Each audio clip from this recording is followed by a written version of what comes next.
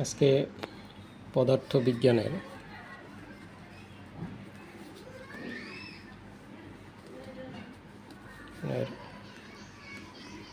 একটি basic class.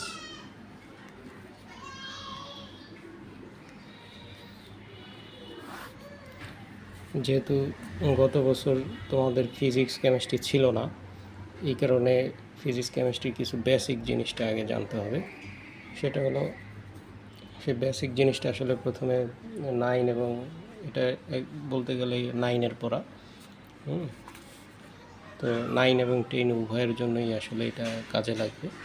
পরবর্তীতে আমরা 9-10 আলাদা করে কিছু ক্লাস করার চেষ্টা করব। তো এখানে বেসিক পদার্থবিজ্ঞানে একেবারে বেসিক যে জিনিসটা সেগুলো আমরা শিখব। যেমন আমরা এখানে বলতে পারি যে রাশি একটা সংজ্ঞা শিখব, যে রাশি কি। ভৌত জগতে যা কিছু পরিমাপ করা যায়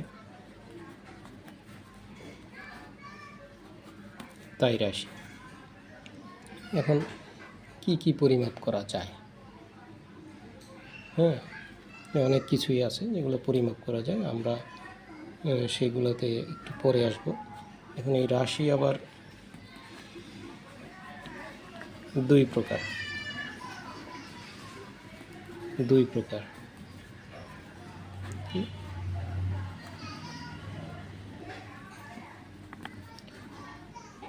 মৌলিক রাশি, 2 নম্বরে হচ্ছে যৌগিক রাশি। মৌলিক রাশি কি?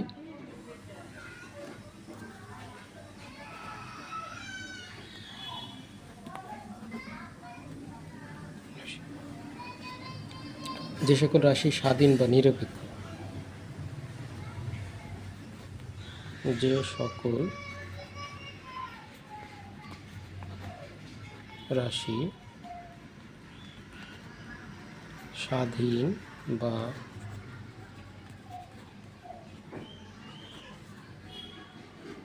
নিরপেক্ষ,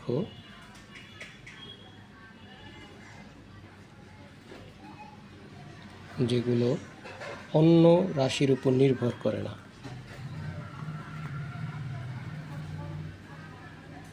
অন্য রাশির উপর নির্ভর করে না,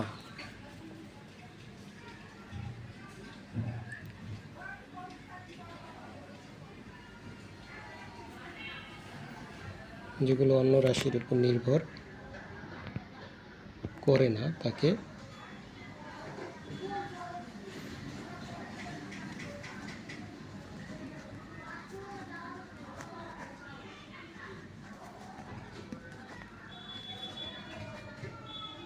রাশি বলে। অর্থাৎ এইসব রাশিকে ভাঙলে এই সকল রাশি ছাড়া অন্য কোনো রাশি পাওয়া যায় না, এটাই হচ্ছে মৌলিক রাশি। এখন এই মৌলিক রাশিগুলো কি কি, এইটা আমরা করব, যে এটা আমরা একেবারে দেখব কিভাবে, মানে একই সাথে এর প্রতীক, তারপরে এসআই একক এবং এককের প্রতীক, এইভাবে দেখলে আমাদের জন্য সুবিধা হবে, মনে রাখা সুবিধা হবে আমাদের জন্য। যেমন এটা হচ্ছে একটা ছক এখানে সিম্পলি একটা ছক আঁকি, তো সুন্দর হবে না, কিন্তু আমরা আসলে শিখতে পারবো। যেমন এটা হচ্ছে তোমার রাশি, এটা রাশির একক, আর এটা এই রাশির প্রতীক আর কি, এটা রাশির একক, সেই একক, আর এটা এককের প্রতীক লিখবো। অর্থাৎ আমরা এখানে লিখব হচ্ছে রাশি, রাশির প্রতীক, অর্থাৎ রাশিকে কী দ্বারা প্রকাশ করা হয়। আর এটাকে আমরা বলবো এসআই একক, ইন্টারন্যাশনাল স্ট্যান্ডার্ড একক, যেটা আমরা সংক্ষেপে বলি এসআই একক। অর্থাৎ এসআই একক মানে হচ্ছে গিয়া এই এককটা আমি পৃথিবীর যে কোনো জায়গায় গিয়ে বললে ওরা এটা বুঝবে। এককের প্রতীক। হ্যাঁ, তো প্রথমে আমরা 1 নম্বরে আমাদের ধরো দৈর্ঘ্য একটা মৌলিক রাশি। এখন দৈর্ঘ্যকে কি দ্বারা প্রকাশ করা হয়? এল দ্বারা, ছোট হাতের এল দ্বারা। এর একক হচ্ছে মিটার, এটা আমরা অনেকেই জানি।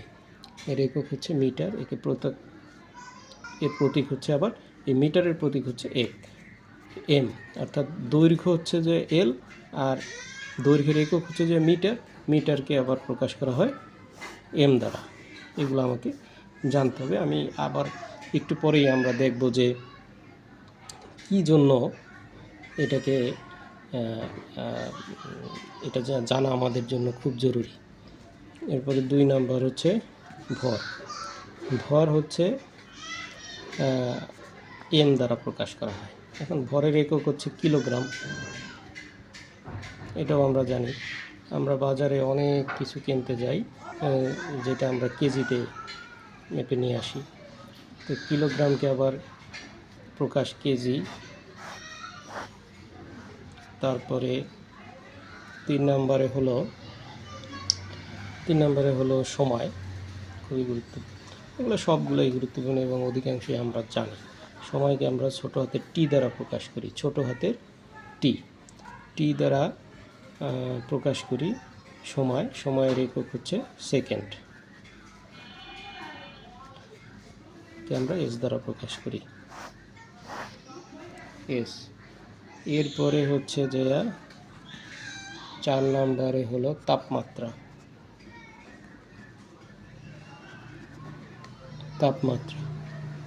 তাপমাত্রাকে আমরা 2টা জিনিস দ্বারা প্রকাশ করেছি, থিটা অথবা বড় হাতের টি, এটাকে বলে হচ্ছে থিটা,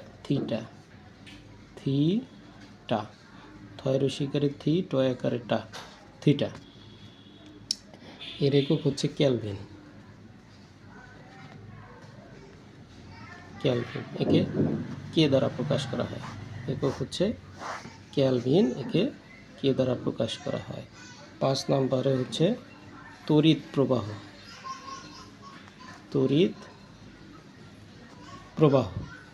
এই তড়িৎ প্রবাহকে আমরা হচ্ছে আই দ্বারা প্রকাশ করি, বড় হাতের আই। এর একক হচ্ছে অ্যাম্পিয়ার। তোমরা যারা ইলেকট্রনিক্স ডিপার্টমেন্টে পড়ো বা ট্রেডে পড়ো এরা এটা জানো। এই অ্যাম্পিয়ারকে আবার এ দ্বারা প্রকাশ করা হয় ইলেকট্রিক্যাল অথবা ইলেকট্রনিক্স ডিপার্টমেন্টে। এরপরে হচ্ছে দীপন তীব্রতা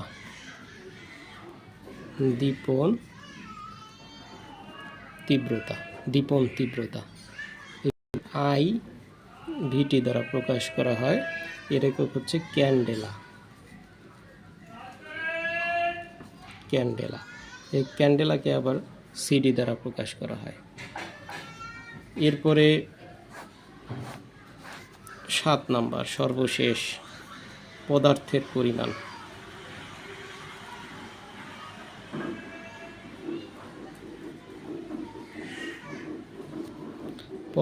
পরিমাণ। এটা হলো এন, ছোট হাতের এন।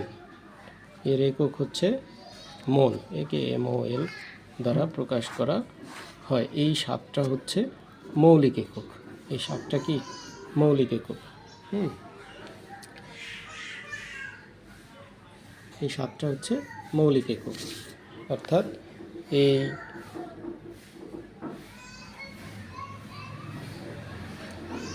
এই জিনিসটা আমাদের প্রথমত জানতে হবে। এরপরে আমরা যে জিনিসটা শিখব সেটা হচ্ছে যৌগিক একক।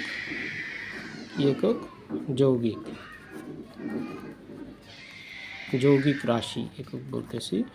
যৌগিক রাশি যে সকল রাশি মৌলিক রাশির উপর নির্ভর করে,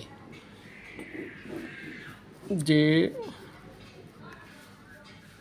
সকল রাশি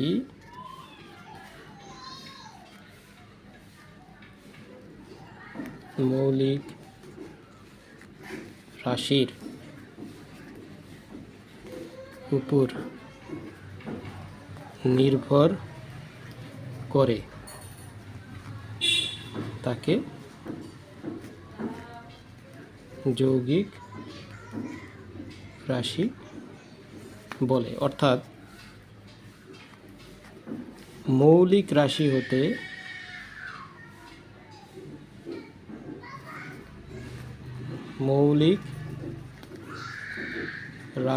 হতে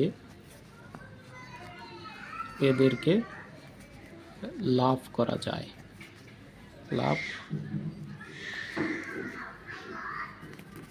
যায়। এটা কি কি? যেমন বেগ,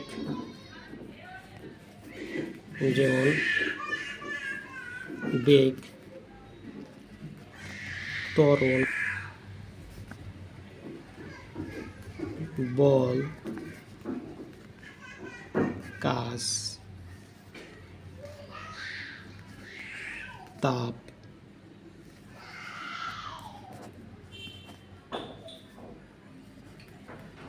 তড়িৎ বিভব ইত্যাদি। এখন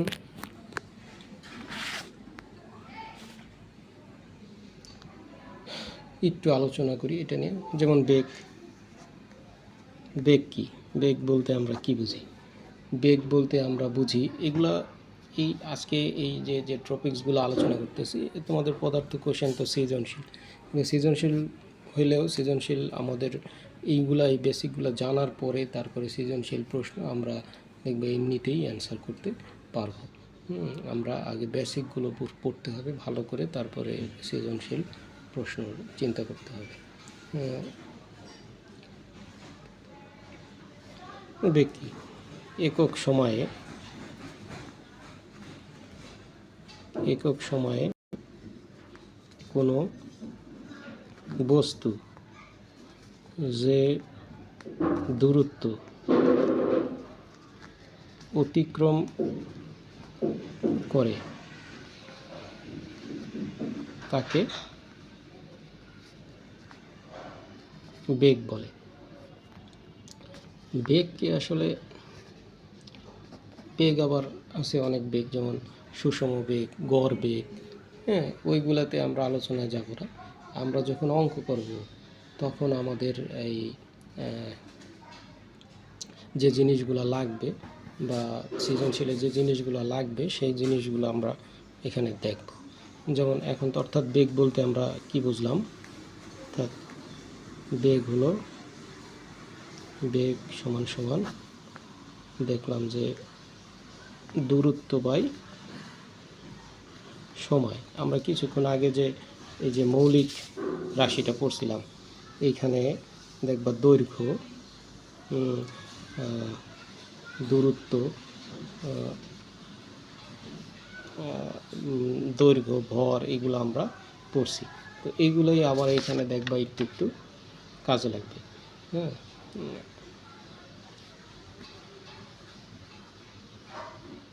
দূরত্ব বাই আমরা সময় পাইলাম। তো এখন অঙ্ক করার সময় আমাদের দুইটা জিনিস লাগে। একটা হচ্ছে আদিবেগ।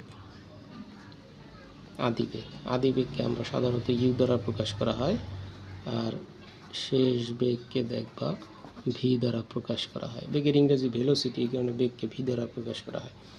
এখন এই যে বেগ, এই বেগের আবার একক হচ্ছে সমান মিটার পার সেকেন্ড অথবা মিটার সেকেন্ড ইনভার্স 1। আমরা অনেক সময় অঙ্ক করি, সব বের করি, কিন্তু মিটার এই একক লিখতে পারি না। এই কারণে একক এবং কোনটাকে কী দ্বারা প্রকাশ করা হয় এইটা বোঝার জন্যই আমি এই জিনিসটা পড়াইতেছি।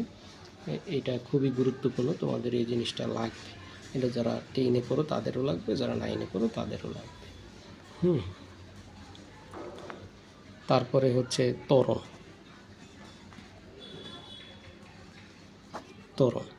কি? ত্বরণ হচ্ছে কোনো বস্তুর বেগ বৃদ্ধির হারকে ত্বরণ বলা হয়।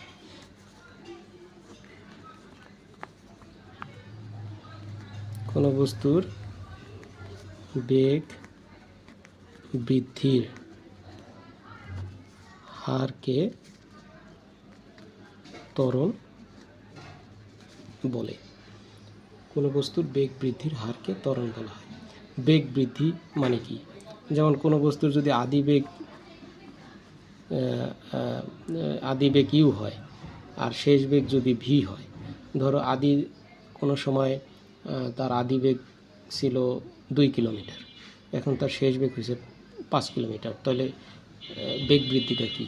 তাহলে ওই শেষ বেগ থেকে আদি বেগ বিয়োগ করলে যা পাওয়া যাবে, তাহলে শেষ বেগ আমরা এই যে পড়ছিলাম ভি আর আদি বেগ হচ্ছে ইউ, এটা সমান সমান হচ্ছে বেগ বৃদ্ধি।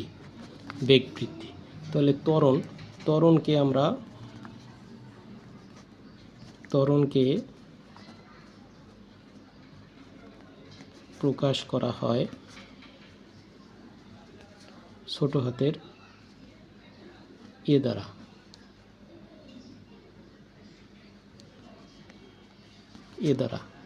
তাহলে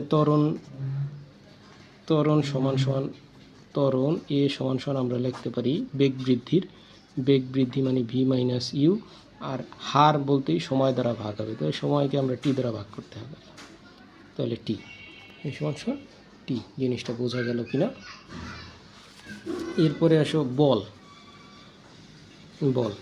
তাহলে একটা জিনিস লক্ষ্য করো যে এখানে কিন্তু আমরা যাই দেখতেছি যে বেগে আমরা দেখলাম যে একাধিক মৌলিক রাশি আছে, অর্থাৎ দূরত্ব বাই সময়, তারপরে অর্থাৎ এটা একটা লব্ধ রাশি, এটা একটা যৌগিক রাশি, তারপরে লব্ধ রাশি বা যৌগিক রাশি। ত্বরণকে আমরা দেখলাম ওই যে আবার বেগ বাই সময়, অর্থাৎ বেগের পরিবর্তন বা বেগের বৃদ্ধি যেটাই বলি তাকে ভাগ করা হয়েছে সময় দ্বারা, তার মানে এইটা একটা যৌগিক রাশি। আবার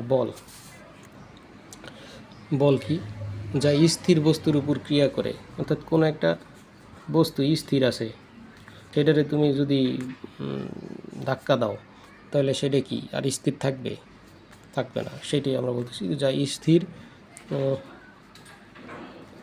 বস্তুর উপর ক্রিয়া করে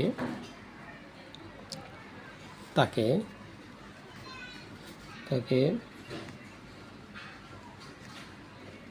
গতিশীল করে বা করতে চায়, তাই হচ্ছে কি বল। অর্থাৎ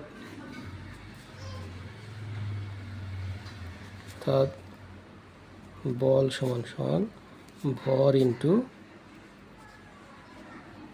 ত্বরণ। অর্থাৎ আগে স্থির ছিল, এখন ধাক্কা দেওয়ার ফলে ত্বরণ হয়েছে, যে বস্তুটা ধাক্কা দিয়েছে তার তো একটা ভর আছে, তাহলে ভর ইন্টু ত্বরণ, অর্থাৎ ধাক্কা দিলে গতিশীল হয়, অর্থাৎ বেগ বৃদ্ধি পায়, তাহলে সেটা হলো ত্বরণ। তাহলে ভরকে আমরা ভর একটি মৌলিক রাশি। ত্বরণ মানে কি? ত্বরণ মানে হচ্ছে বেগ বাই সময়। আবার বেগ মানে হচ্ছে গিয়ে আমরা পড়ছি দূরত্ব বাই সময়। হ্যাঁ, তাহলে ভর ইন্টু এই বেগ মানে হচ্ছে দূরত্ব বাই সময়, তারে ভাগ আবার সময়, তাহলে এটা কি হয়? ভর ইন্টু দূরত্ব, এই সময় নিচে সময় স্কোয়ার হয়ে যায়, অর্থাৎ বল সমান তাহলে আচ্ছা, অর্থাৎ বল একটি যৌগিক রাশি, বল সমান যৌগিক রাশি। তো এইটা হলো মোটামুটি আজকের এই বেসিক ক্লাস। এরপরে আরও যদি প্রয়োজন হয় তাহলে আমরা আরও বেসিক ক্লাস করব। বেসিক ক্লাস এই একটা বিষয়, আর হচ্ছে যে তোমার এই যে একটা বিষয়, এইগুলা একটু মনোযোগ দিয়ে পড়তে হবে, তাহলে তোমাদের বেসিকটা ক্লিয়ার হবে। ধন্যবাদ সবাইকে।